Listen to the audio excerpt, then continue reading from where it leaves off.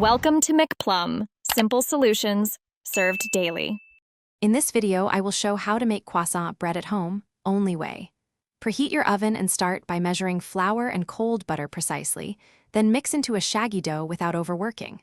Chill the dough before laminating to keep butter layers intact. Roll and fold with gentle, even pressure, then proof until puffy. Bake until golden and flaky, then cool briefly before slicing and serving warm. Start by mixing flour, salt, yeast, sugar, milk, and a bit of butter into a loose dough, then knead briefly until smooth. Wrap and chill the dough until firm, which makes lamination cleaner and easier. Use cold butter pucks or a slab, then encase the butter and roll to a uniform rectangle. Keep turns consistent and rest between folds to relax the dough and preserve layer definition for crisp, buttery results. Lamination is where croissant bread earns its texture, so roll to an even rectangle and perform controlled folds.